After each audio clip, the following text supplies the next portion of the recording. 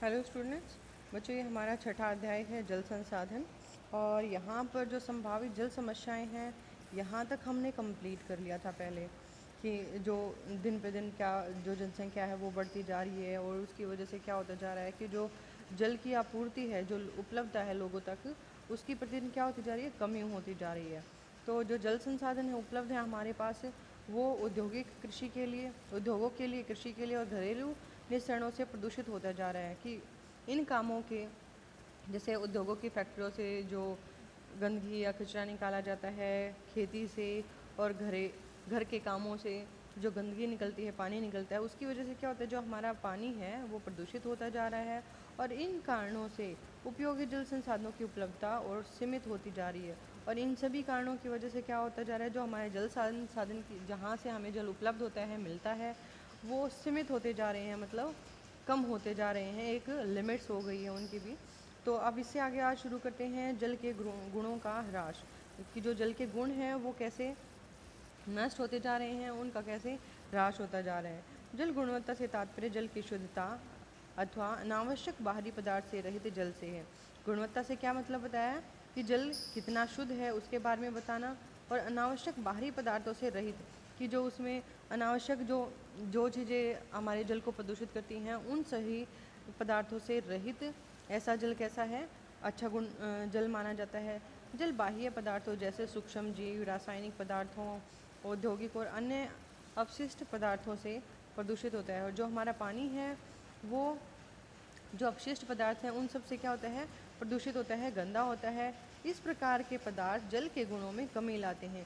और जो ये पदार्थ होते हैं, रासायनिक पदार्थ होते हैं, सूक्ष्म जीव होते हैं, ये क्या करते हैं, जो जल के गुण हैं उनमें कमी ला देते हैं। उनको जो जल उपयोगी है हमारे लिए, उसकी गुणवत्ता को कम कर देते हैं, इसे मानव उपयोग के योग्य नहीं रहने देते। और फिर जो मनुष्य है उसे पीने के लिए यूज़ करता है, वो सारी चीज़ें क्या करती है, उसको मनुष्य के उपयोग के लिए योग्य नहीं छोड़ती है। जो विषैले पदार्थ झीलों, सरिताओं, नदियों, समुद्रों और अन्य जलाशयों में प्रवेश करते हैं, जब विषैले पदार्थ जिनमें जैसे केमिकल्स वगैरह हैं, पॉइज़न वगैरह की जो दवाइयाँ हैं, वो यदि हम झीलों में डाल देते हैं, नदियों में डाल देते हैं, और जो धाराएं हैं नदियों की उनमें डाल देते हैं, समुद्रों में और अन्य जलाशयों में प्रवेश करते हैं, ये सारे विषैली पदार्थ वे जल में घुल जाते हैं। फिर वो क्या करते हैं, पानी में घुल जाते हैं अथवा जल में निलंबित हो जाते हैं और उसमें घुल जाते हैं। इससे जल प्रदूषण बढ़ता है। फिर इससे क्या होता है, जो हमारा जल है वो प्रदूषित हो जाता है और जल के गुणों में कमी आने से जलीय तंत्र प्रभावित होते हैं। और फिर क्या होता है कि जो जल के गुण हैं वो उनमें कमी आनी शुरू हो जाती है, और जो जलीय तंत्र है जहाँ से हमें जल उपलब्ध हो रहा है वो प्रभावित होते हैं। कभी कभी प्रदूषक नीचे तक पहुँच जाते हैं, और जो जल को प्रदूषित करने वाले सूक्ष्म जीव हैं या कोई भी पदार्थ जो हमने पानी में डाले हैं, वो क्या करते हैं, तली तक, जो पानी की तली होती है सबसे नीचे तक, वहाँ तक वो चले जाते हैं और भौम जल को प्रदूषित करते हैं। और जो हमारा भूमि का जल है, जो ज़मीन से निकलता है, वो जल भी प्रदूषित हो जाता है।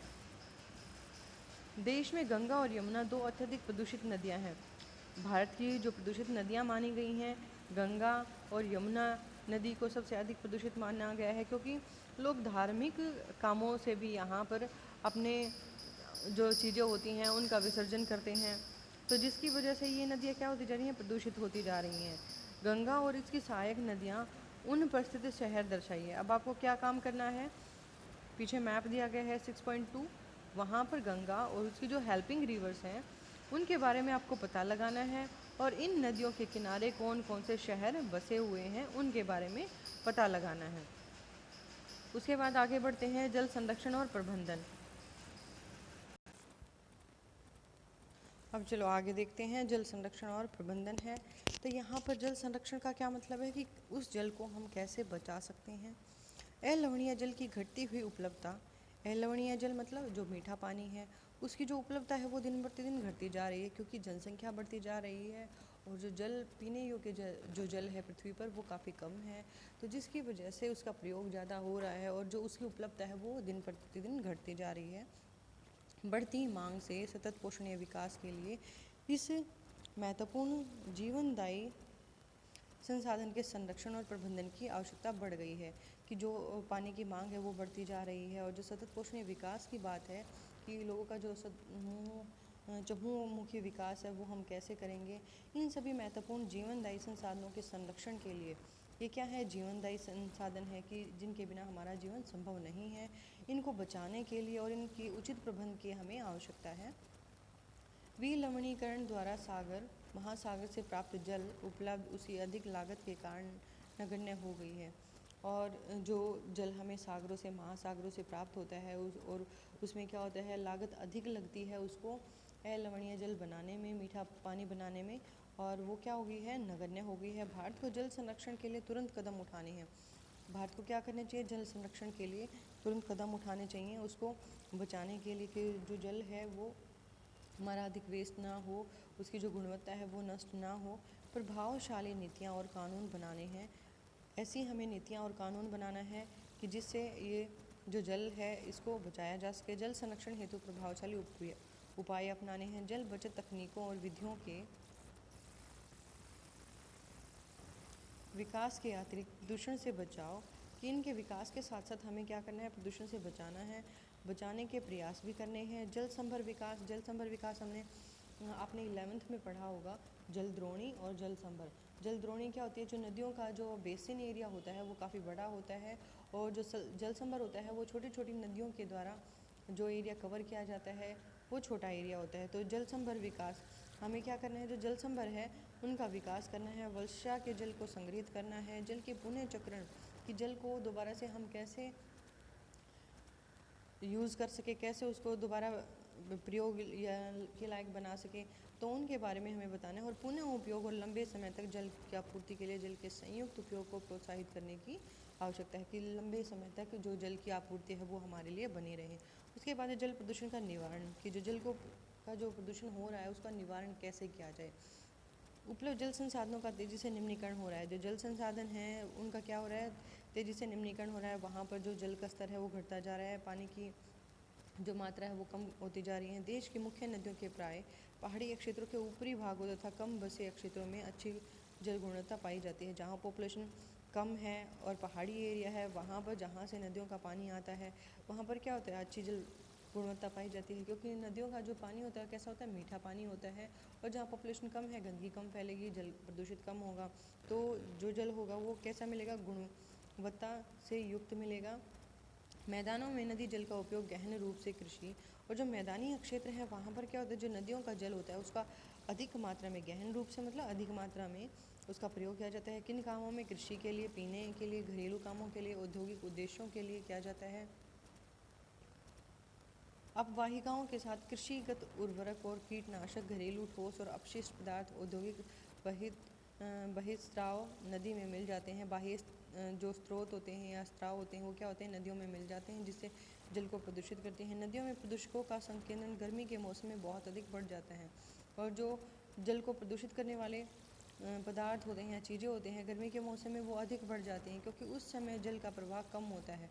उस टाइम क्या होता है, नदियों में गर्मी का मौसम होता है, बारिश होती नहीं है, पानी नदियों में क्या होता है, कम होता चला जाता है, तो जो उसका प्रवाह होता है, जो वेग होता है नदी के जल का वो कम होता है।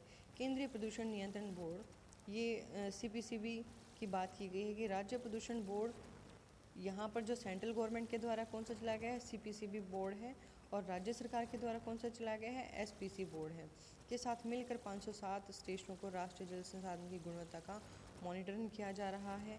इन स्टेशनों से प्राप्त किया गया आंकड़ा दर्शाता है कि जैव और जीवाणुविक संदूषण नदियों में प्रदूषण का मुख्य स्रोत है।